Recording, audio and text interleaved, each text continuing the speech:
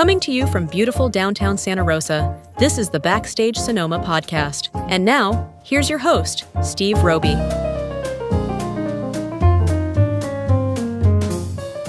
Hey, this is Backstage Sonoma, and I'm Steve Roby. Today we're excited to have Dan Lebowitz, a.k.a. Lebo, joining us. Known for his work as the guitarist and vocalist for ALO, Liberation Orchestra, Lebo is celebrated for his masterful blend of rock, funk, and folk infused with a soulful spirit.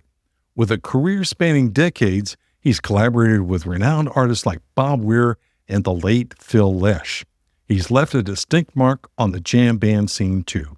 In our conversation today, we'll dive into the stories behind some of his standout tracks, including Try from Roses and Clover, the reflective Undertow from Tangle of Time, and I Want to Feel It, which features his memorable collaboration with the late Phil Lesh. We'll also discuss his creative process and what fans can expect at his upcoming Birthday Bash show at Sweetwater Music Hall.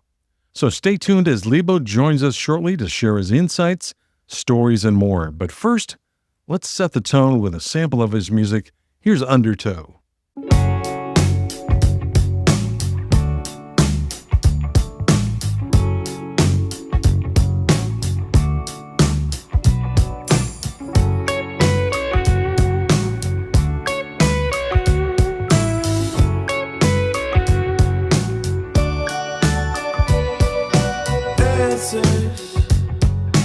Falling from sky. People staring down, surprised. 'Cause the way it's gonna crash, it's gonna wrap us in.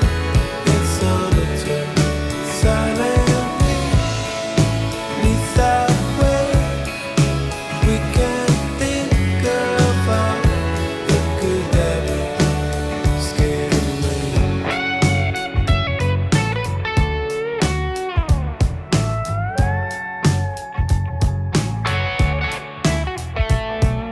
Holding on so very tired, losing all that's in plain sight. 'Cause the way it's gonna crash, it's gonna wrap us in. It's Undertow, silently, beneath that wave.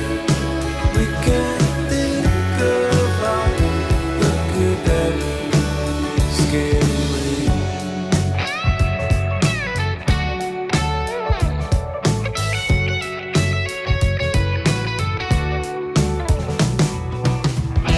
Take hold of the past. Don't let the past take hold of you. In my eyes, we can still shine. On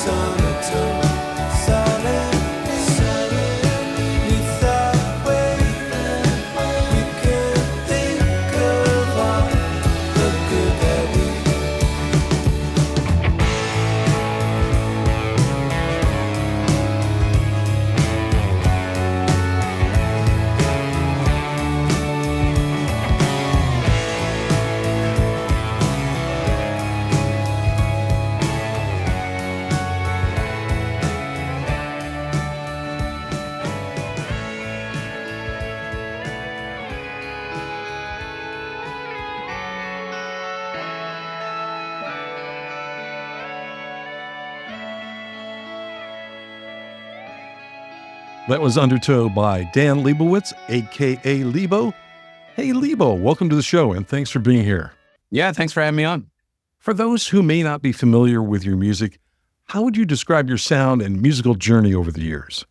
That's always such a hard question for a musician because we have all, I've been actually thinking about this a lot lately, how we as musicians have the music that we love, which is often like a wide range of things. And we see our own music through that lens, but then other people just see our music through the lens of us and what they hear us do. So what I think people probably hear is, and what I hope they hear is something based in rock and roll music, but that's thoughtful and feels good in your body, and also can stimulate some thoughts in your brain. I like to improvise. Like I said, I like all kinds of music. I like stuff with the grooves. I like stuff that's real free. I like stuff that's real pretty. I like stuff that's heavy. I'm a guitar player and singer, so a lot of it falls under this sort of general rock and roll category. So that's kind of what you might expect musically. So this show I'm doing at Sweetwater, it's going to be my 50th birthday party. Happy birthday. And I started playing guitar when I was 13 years old. Wow. So I'm quite a few years into the journey at this point. And you know what? It never gets old. I just have my guitar in my hand. I'm like, I love it. It's like, I've been thinking about this metaphor almost like I just pick up my guitar and it's like going down into a mine, and my guitar is the pickaxe, but it's not like a dirty mine. It's like you get down there and there's just jewels all over the wall, just gems and jewels shining brightly. And you just grab your pickaxe and you whack away at the wall and these gems fall into your hands. And it's like a renewable resource. They don't run out. It's almost like the more you go down there, the more there are. So that's been my journey.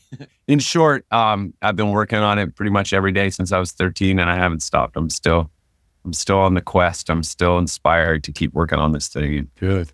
Find new stuff. All right. What was the moment that you realized that this was going to be a full-time career for you? I remember the moment when I went from thinking, oh, that could be a fun thing, or looking at it like some far off thing that I could never do, to suddenly being like, I could do this. And it's a little bit of a, I don't know, it almost sounds a little sentimental, but it's 100% true. So I started playing, like I said, when I was 13. So just coming out of 7th grade. And then I was sometime in high school, probably I was just getting more and more into it over those few years there through 8th grade and freshman year of high school and stuff. And really like I said a second ago, I was just picking it up all the time. It's like some things in life you have to kind of, even things you like, there are some things in life that you kind of have to make yourself do. Yeah. And other things, they're almost the opposite. You have to make time for other things because you just keep wanting to do it. Sure. I definitely fall into that category with music things. It's just what I tend to want to do. So I was doing that. And then I was at a graduation ceremony for my high school graduation. I was a sophomore, but I had a couple senior friends who were graduating. I went to their graduation ceremony, and the valedictorian was giving a speech, and it was one of those, as an adult, you'd probably look at the speech and say, oh, how inspiring that must be for a little kid, or something. You know what I mean? You'd almost maybe not take it seriously and almost think, I don't know, the cynicism that might go with age or something, sure, right? Sure. But for me, it was made for me, because there I was, a sophomore in high school, and she said something to the effect if you really believe in what you want to do, you can go do it. She was it was an inspiring high school graduation. And I remember it, and that was that moment she said that, and I was like, yeah, I could do it. I'm going to do it. Wow. And then from there on, the whole thing took on an even stronger meaning of just this. I'm taking this thing seriously. Nice. It's always nice to pinpoint that exact moment. Yeah, no, I remember it. It was a moment. I think the weeks and months leading into that, I was so into music, but it still seemed like this thing, I would look at MTV and be amazed by it, but it seemed like something separate from me. You know what I mean? Or I'd go see shows of concerts of musicians I liked, and I'd be looking up on the stage under the lights and I was inspired by it, but it seemed unobtainable. And then I just remember I think I was probably just moving more and more towards it as I was learning and getting it together. And then when I heard those words, it was oh yeah, I could be that thing that I see that I'm inspired by. I could be that. All right. So Silver Saturdays marks your 9th full-length album with ALO. What inspired the overall vibe of this project, and How do you feel it reflects your growth as a musician? Yeah, so with ALO, that goes right back to that same time I was talking about, because we started three of the four of us started playing together right then and there when we were 13. And so we've been playing together since then and still to this day. And so every time I'm playing with those guys, it's like, it's just a continuation of my whole musical life. Uh-huh. That said, one of the things with ALO is it's a band where, like I said, I've been doing it since I was 13 and it's never gone on hold or anything like that. It's always been something I've been doing, but it's also not like none of us are the type of musicians where like, that's the only band we do. We all do a lot of other projects. So there's all these it kind of answers your question in that there's all these other, how do I say, kind of aspects to my musical life that are not tied into ALO, yet ALO has been this constant since I had my first guitar lesson, essentially. Like it was all tied up in the same things. I feel like Silver Saturdays was a really fun album to make. And in part because we did it coming out of the pandemic. And with the pandemic, so many musicians were, in an amazing way, we were able to collaborate without being in the same room together. Mm-hmm. And so we did a ton of that during those couple of years, Right. like a whole lot of it, especially that first year when everything was shut down and our shows got canceled. And we're like, well, we want to keep working on music. So we worked on music and did a lot of these, like we did some series of EPs remotely where we just set tracks around. Nice. And then I think with Silver Saturdays for us, it was a bit of a, like, coming out of the pandemic, I think we all were so appreciative that we could do so much from our home studios in a collaborative way. But also we were a little burnt out on it because we were doing so much. We were making so many little videos and these EPs we were making and constantly doing it. But this kind of craving to just be back in a room playing music together, vibrating the air collectively rather than individually and passing that around.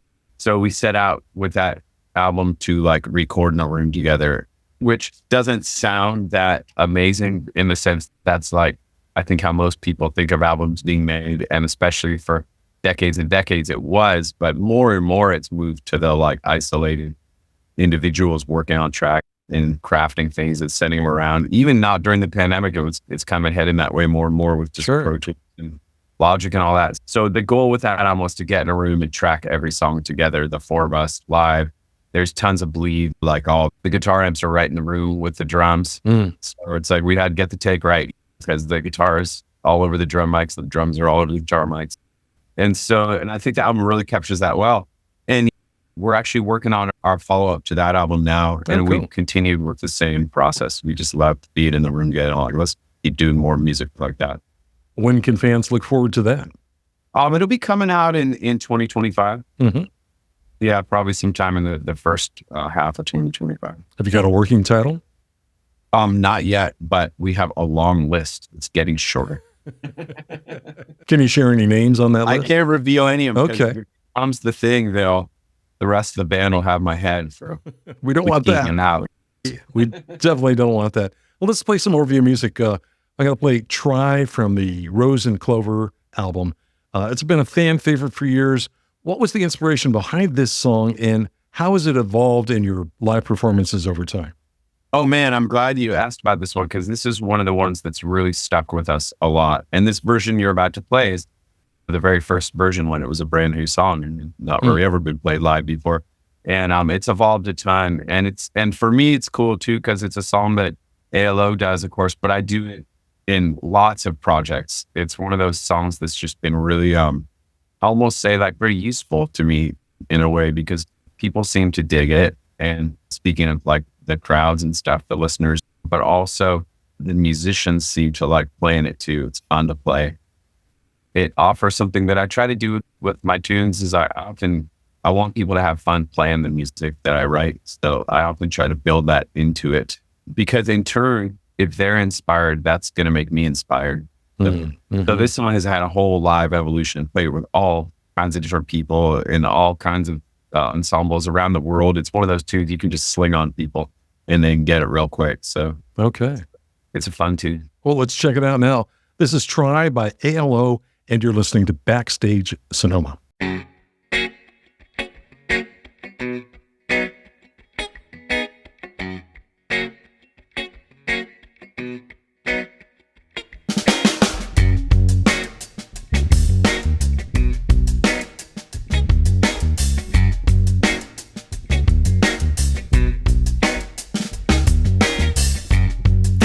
said been making them feel afraid that they're gonna be let down. But if they knew what she were capable of, I know they'd want her around. Why she gotta give it a little bit of confidence and just believe in what she do. I appreciate her modesty. It's positive, I know it's true. But when her modesty's talking negatively, everybody feels negative too. Why she gotta give it a little bit of confidence and just believe in what she do. We got to try just a little bit harder and let it shine just a little bit brighter. We got to walk just a little bit taller, 'cause I can feel the sound and it's bringing me down.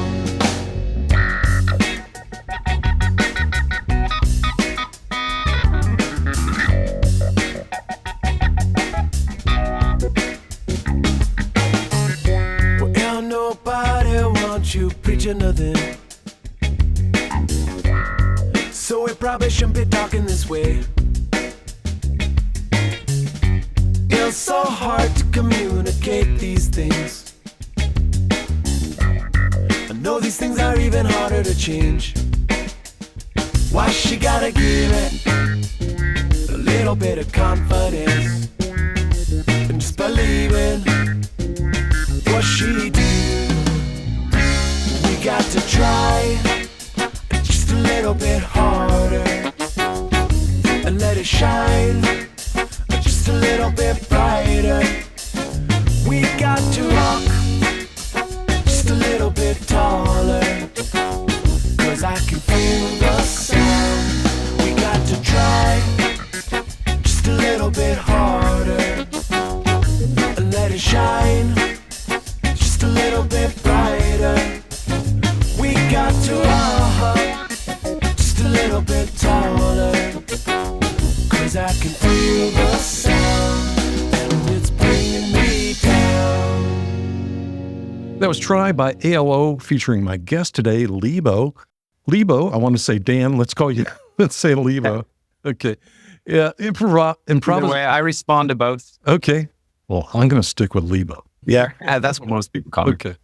How do you balance spontaneity and structure when recording in the studio? The studio tends to be more of a structured environment most of the time for me, especially in like the context of ALO and stuff, because we tend to want to present 10 songs. And especially if you want to do vinyl, you got 20 minutes aside. So you got 5 songs aside, you got about 4 minutes of songs. So there's not a lot of time to stretch out. However, a huge part of what I love in music is stretching out and being patient and letting things happen. But the beauty of that is most of my shows get recorded and released.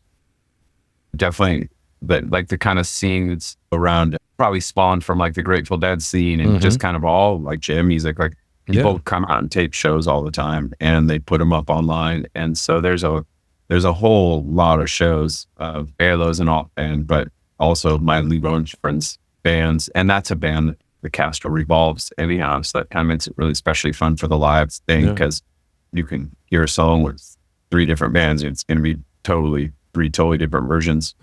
I love that part, and I love to stretch out live and be real patient with it. So I definitely indulge in that, but in a thoughtful way. I don't love the word noodling. That's not what I'm trying to do. I went to school and studied music down in Santa Barbara with ALO when we graduated high school. The 4 of us went down there, and some of us studied music in the music department there. And I remember I had this great professor once who started a class one day. It was just like, define improvisation to me. And everyone was like raising their hands and just like saying things. And a lot of them were pretty close on. But then after some people went, he said, I want to offer this as a definition to you because it's concise and it's true. And he said, improvisation is spontaneous composition in real time. And so that's how I like to think of it. It's composing. I like to be melodic and I like to develop ideas. It's just the exact same thing as when you're having a conversation with someone. We all know people who just get in the conversation and they might be very pleasant and nice, but all they could talk about is, hey, what's that? How you feeling? Yeah. How's it going? Yeah. It's a lot of like nice things, but there's not much content there. Sure. And we all know people who are just like super heady and they start a conversation and it's just like hard to follow because it's so heady. So I try to approach my improvising much like a good conversation. I want to have something important to talk about and I want to talk about it in a thoughtful and descriptive way, but I don't want to be alienating. I want to make sense to whoever I'm talking to. And so I might say things like right on. And to me, that on guitar is like a blues cliche. Like if that's all you do, that's boring. But if you have something important to say and you frame it in a way people can understand it, then I think it makes it all the more meaningful. Is your guitar nearby? Yeah. Can you demonstrate what right on might sound like? Yeah. Right. You're like, right, okay, we're in right? Right on might, here, hold on. I might need to put my original sound on here. You probably won't hear it. Okay, cool. Do you hear the guitar? Stereo. Okay, cool, nice. Yeah. I mean, I've learned that you got to press that button here on these interviews because otherwise it gets canceled out by all the great technology. It thinks it's background noise. But okay, so we're in A. So right on might just be like a nice little blues lick. But if all you do is do that, like little licks, that's cool. That's not bad. There's a lot of great music like that. But it's not going to have a depth to it. But if you frame it around something maybe more interesting, again, we're in A.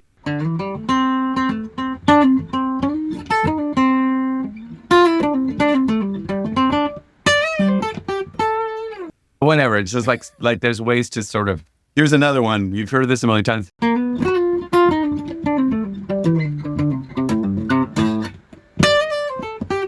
Right? That's like a right on moment. I'm not saying that's bad. I think that's great.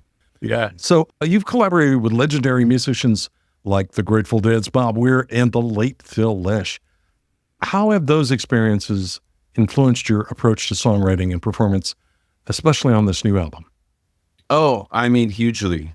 Those guys are they're like originators in rock and roll and improvised music and all of it. And yeah, I feel real fortunate to have been able to spend a lot of time with them, especially Phil, who just passed away.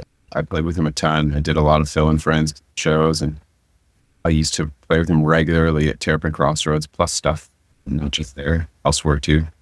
He was amazing. He was so cool because when you played with him, it was very peer oriented, the actual playing part. But when we were hanging, he just had so much wisdom to share that it was sort of it was more of a mentor relationship a lot of times too. But like I said, in a cool way, there was a lot of peer element to it too. So it never felt like a teacher-student vibe or anything like that. But he just had so much wisdom and he would share it freely. And he was a deep guy. He loved to get deep into concepts. And I love that stuff too. So I soaked it right up. And yeah, it was huge for me. It was good. About 10 years there. I think I met him about 10 years ago and played, I don't know how many shows with him, like all the time. Nice. And they were always illuminating. You know what I mean? In some ways. Yeah. Well, I'm going to play I Want to Feel It Now. Is there anything you'd like to add about this live track with Phil? This is a tune that I wrote that it's on an ALO record actually, but I do it a lot in my Lebo and Friends shows as well. I was really moved when he asked if we wanted to do this show. We were at the Capitol Theater in Dorchester, New York. And doing a Phil and Friends was a run. It was like a Halloween run. And it was a 3-night run. And, you know, with him, we mostly did Grateful Dead music, things built around that. But one of the nights when he was making the set list, he said, he's like, let's do your tune, I Want to Feel It, which was really super cool. Because like I said, with those shows, there wasn't a ton of individuals' original music getting played. And I love this version. It's really cool. It's just cool. There's a bunch of great folks on it, actually. It was a really big band that night. So it was Joe Russo was on drums, Rob Baracco was on keys, John Kadlacek was on guitar, Nels Klein from Wilco was on guitar, and also my buddy Scott Law was on guitar, and then of course Phil on bass. And actually John Kadlacek was plays violin on this track. I'm pretty sure he picked up the violin for this one. So, and it's great when the solo section comes. It just everybody gets a chance to say something, and it's that kind of tune. It really lends itself to that. I'm guessing that's probably why Phil picked it, because he knew it'd be a good one for us to sort of explore together, and also kind of good for featuring everybody. So yeah. That was a great intro, and let's play it now. This is I Want to Feel It by featuring Phil Lesh and my guest Lebo here on Backstage Sonoma.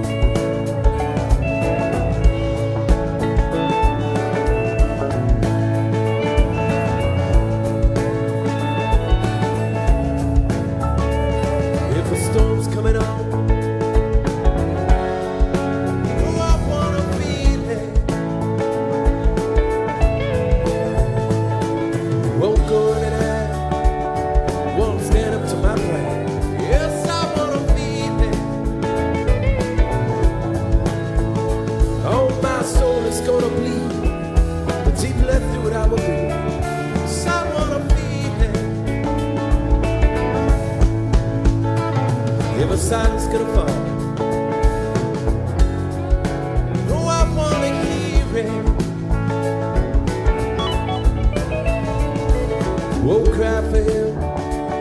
I wanna sit here by myself. 'Cause I wanna hear it. Gonna let the silence swarm till the silence is the storm. 'Cause I wanna hear it.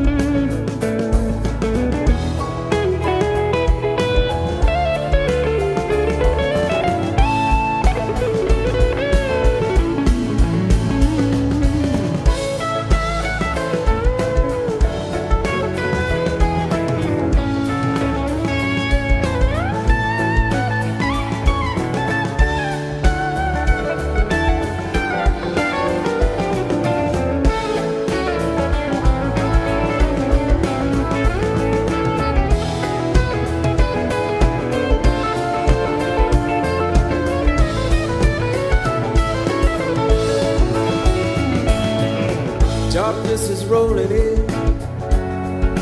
Oh, I wanna break it.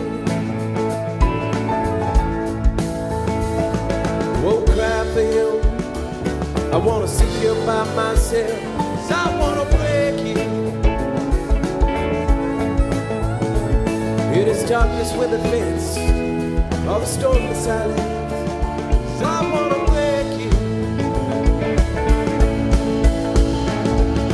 Love so deep and wide that I'm shackling my mind.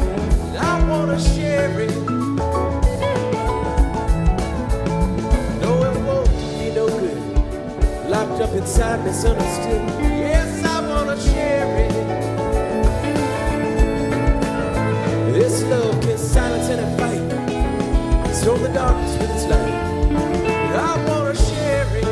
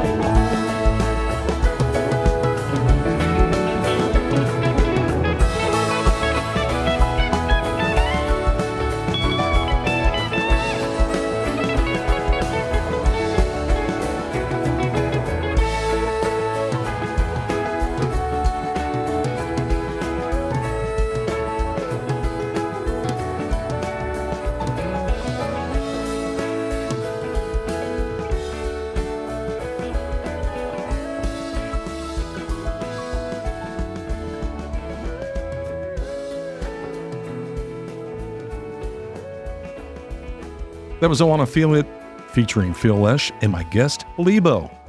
Your fans love seeing you perform live. What special elements or surprises do you have planned? Well, if you can share the surprises, do you have planned for your upcoming birthday bash show at Sweetwater Music Hall?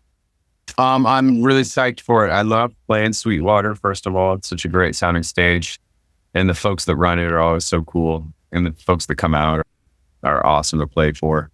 And this group's going to be fun. Because like I said, my Lebo and Friends band, one of the things that's fun about it for me is I'm kind of rotating. The band members are rotating a lot. And that's part of the magic of it, I think, is that we get together and the songs end up having a different flavor each time. And this lineup, I'm really excited about this lineup. It's going to be Steve Adams, who plays bass with ALO, actually. So a guy I've been playing with since I was 12 years old. And then a wonderful percussionist, vocalist named Vicki Randall, who a lot of you probably recognize her face and playing because she was in the Tonight Show band with Jay Leno for a couple decades. And she's also toured and played with everyone from Mavis Staples. She toured for a long time, MC5 and George Benson. The list goes on and on. So many folks. And she's just such an amazing talent and amazing energy. And then on keys is Trevor Garrett, and on drums is Scott Rager, and they're both from the band Tea Leaf Green. Oh yeah. So they're like a real contemporary band to ALO. We kind of grew up together, and even more so, actually, the fact that Trevor comes from the same hometown as me and Steve. So we knew him when we were kids too, actually. But and ALO and Tea Leaf Green have done a lot over the years, and so we share a lot of roots. And so I think material-wise, what you're going to end up getting is a bunch of like my music and some selections from the Tea Leaf Green catalog. And then, of course, we always try to throw in like interesting cover songs that somewhat maybe stuff that might be familiar and kind of, but always like do something with it, like be creative with it. So, and then we're gonna have some special guests too, which I can't reveal yet because trickle those names out. Sorry. But yeah, we got some special guests joining too, and it's gonna be fun. I'm excited. Right. It's my 50th birthday bash. So big 50. Yeah, totally. So any birthday? He's friends with me to celebrate it, and I'm pumped about it. I've actually been kind of batting around ideas for the set list and sending tunes around to people, and just getting psyched for how we can approach this in some cool, unique ways. Well, I hope they decorate the place to make it look like a birthday party. They should, right? I have a good team with me. That's great. Let me remind our listeners that Lebo and friends will be playing the Sweetwater Music Hall on Saturday, November 23rd. Guess whose birthday it is? It's an all-ages show. Doors open at 8 p.m. and showtime is 9 p.m. Tickets are available right now. Go to sweetwatermusichall.com and pick up a bunch of tickets today and go out and celebrate Lebo's birthday, the big 50. Yeah. Dan, thanks for being on the show today, and happy pre-birthday wishes to you. Thank you so much. Great talking to you. Thanks for having me on the show. Backstage Sonoma will be right back. Hey musicians, would you like to be a guest and promote your upcoming concert and latest release? It's easy. Just email the host at backstagesonoma@gmail.com. Now, let's get back to the show. Thanks for listening to the Backstage Sonoma podcast. Join us next time for more great interviews and music from local and touring musicians. You can find us on the web at backstagesonoma.com.